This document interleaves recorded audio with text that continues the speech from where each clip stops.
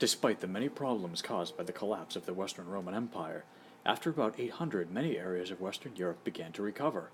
An important step was a gradual increase in the food supply. A warmer climate helped farming by allowing crops to be grown in areas that were once too cold. Iron became more widely used for tools and plows, which increased efficiency and production.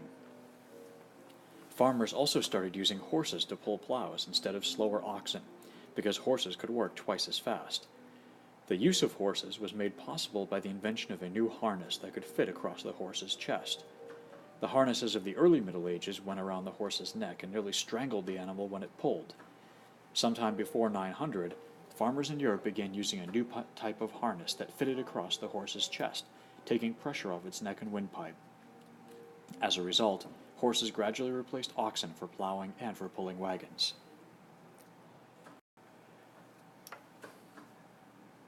At the same time, villagers began to organize their land differently.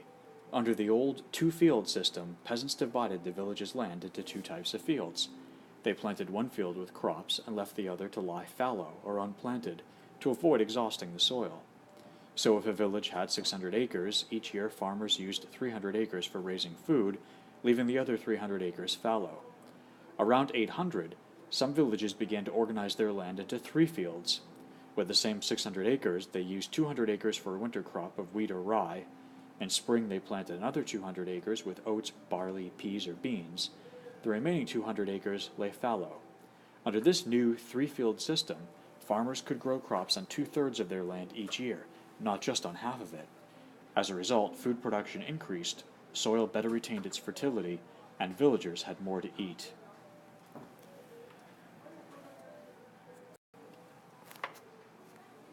As a result of these agricultural improvements, more food was being grown faster and more efficiently than before. The food that was produced also provided a healthier and more balanced diet. Peas, beans, and lentils are good sources of vegetable protein.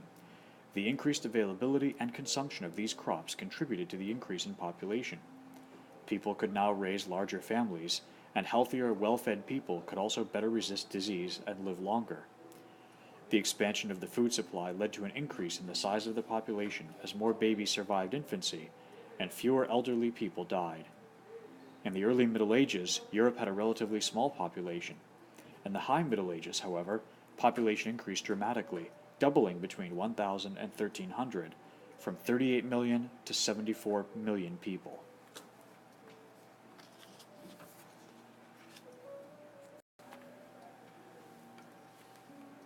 The High Middle Ages also saw a revival of trade and commerce. The cities of Italy led the way in the revival of trade. Venice developed a powerful fleet, and by the end of the 900s had become a major trading center in the Mediterranean. The towns of Flanders, an area along the coast of present-day Belgium and northern France, were ideally located for northern European traders. Merchants from England, Scandinavia, France, and Germany met there to trade their goods for the high-quality woolen cloth of Flanders. By the 1100s, a regular exchange of goods had developed between Flanders and Italy. In the 1200s, German towns along the Baltic Sea formed an association to protect their trading interests. The Hanseatic League dominated trade in northern Europe for more than 150 years. It took action against robbers and pirates, built lighthouses, and trained ships' pilots.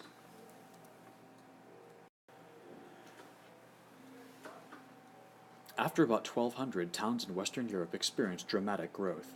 Many factors contributed to this process. Feudal warfare and foreign invasions had declined, allowing kings and powerful nobles to establish law and order. This made trade and travel safer. New innovations in agriculture caused the population to grow, and this in turn created demand for more goods such as furniture, clothing, pottery, and tools. To meet this increased demand, artisans established themselves in towns and began to produce goods in exchange for food and money. Merchants would purchase goods from artisans and sell them to others, causing an increase in trade and production. Towns held fairs each year to create opportunities for the exchange of cloth, food, and other goods. The most famous fairs were held in the region of Champagne in France.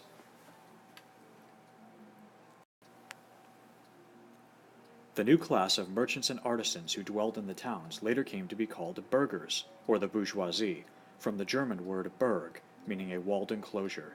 They formed a new social class that existed somewhere between the laboring peasants and warrior nobility, and so became known as the middle class. This new middle class quickly gained economic and political power and helped to bring about an amazing growth in Europe's towns and cities in the later Middle Ages. Over time, the burghers in the medieval cities developed their own governments for running the affairs of the community. Because towns grew quickly, with little planning, they were dirty, overcrowded, filled with crime and disease, and prone to fire. Even so, many peasants fled to towns because they could gain freedom from their lords if they stayed in the town for a certain period of time, often a year and a day. Compared to great cities like Constantinople, most European towns were primitive and tiny. Europe's largest city was Paris, yet it probably had no more than 60,000 people by the year 1200. A typical town in medieval Europe only had about 1,500 to 2,500 people. Nevertheless, these small communities became a powerful force for change. As trade increased and demand for products grew, merchants and artisans formed guilds, or organizations of individuals in the same business or occupation. Guilds regulated and controlled economic activity and provided many benefits to their members. Guilds affected the social life of their members and of the towns. Guilds collected fees and taxes from their members and used these resources to provide a variety of services.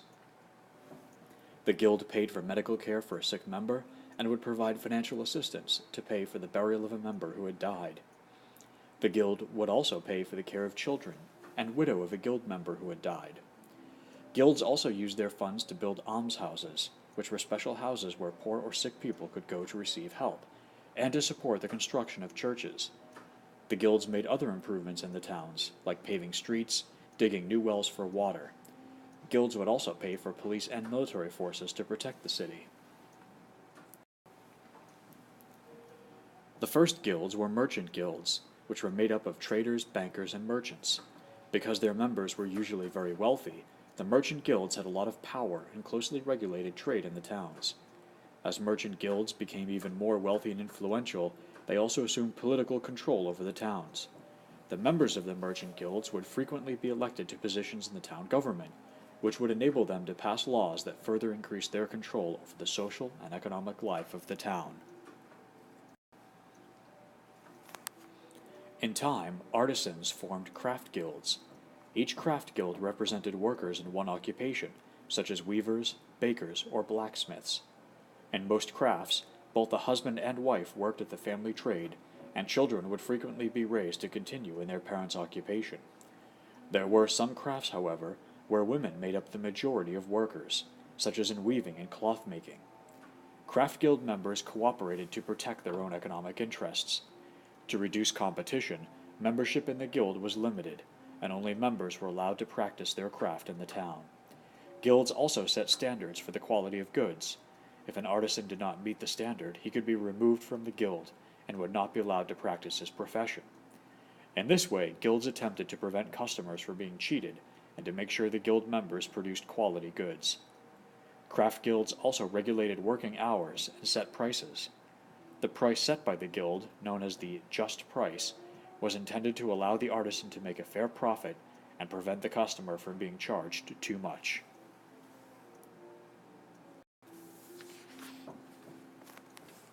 Becoming a member of a craft guild took many years of hard work. At age 7 or 8, a child might become an apprentice or trainee to a guild master. The apprentice's parents would pay for him to live with a master craftsman and his family in order to learn the trade. The apprentice received no wages and had to obey the master's commands.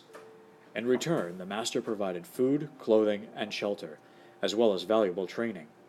An apprenticeship usually lasted for 7 years.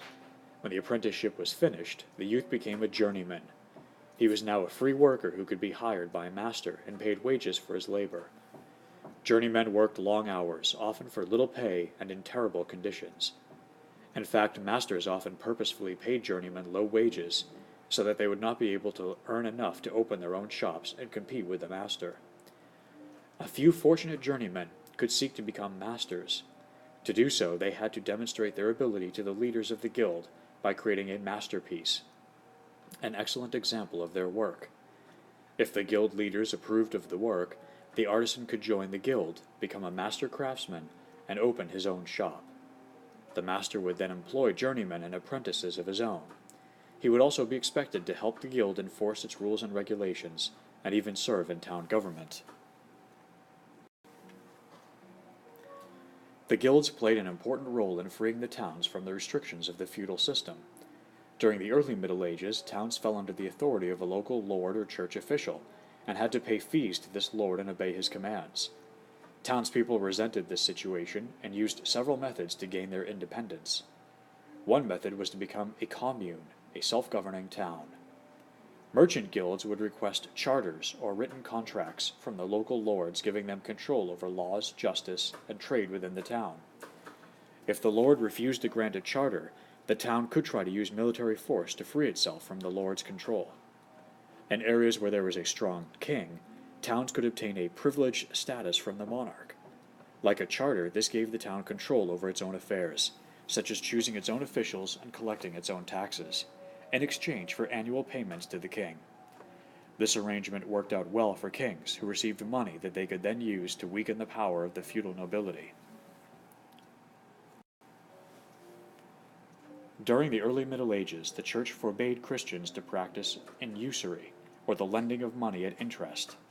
As a result, many Jews became moneylenders. This was one of the few ways of making a living allowed them. In this largely Christian world, Jews were kept on the fringes of society. They had to live in segregated parts of town called ghettos, were forbidden to hold land, and could not work in most professions. Although moneylenders played an essential role in the growing medieval economy, their success led to resentment and a rise in anti-Jewish prejudice. Over time, the church relaxed its rule on usury, and banking became an important business, especially in Italy. The tremendous economic changes that took place in Western Europe during the later Middle Ages are referred to as the First Great Commercial Revolution. As trade increased, demand for gold and silver coins rose. Slowly, a money economy, or an economic system based on money rather than barter, began to emerge. In time, the need for capital, or money for investment, stimulated the growth of banking houses. To meet the needs of the changing economy, Europeans developed new ways of doing business. Groups of merchants joined together in partnerships. They pooled their funds to finance a large-scale venture that would have been too costly for any individual trader. This practice made capital more easily available.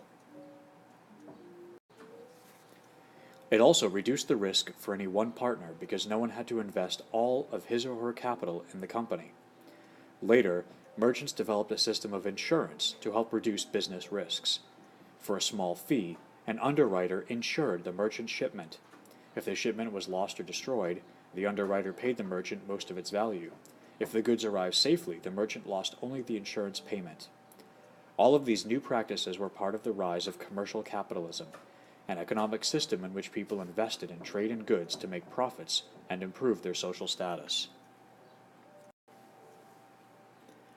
As economic and political conditions improved in the later Middle Ages, the need for education expanded. The church wanted better educated clergy, and rulers also needed literate men to help manage government business. By acquiring an education, the sons of wealthy townspeople might hope to qualify for high positions in the church or in royal bureaucracies. By the 1100s, knowledge was becoming more technical and complex.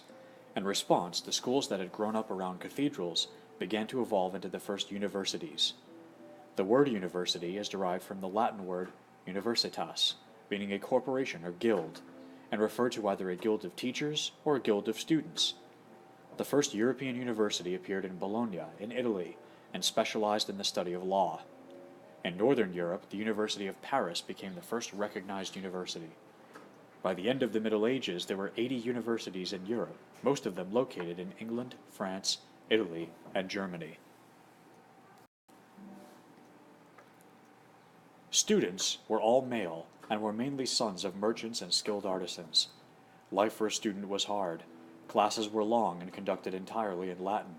Food and materials were often in short supply, and violent conflicts with townspeople were common.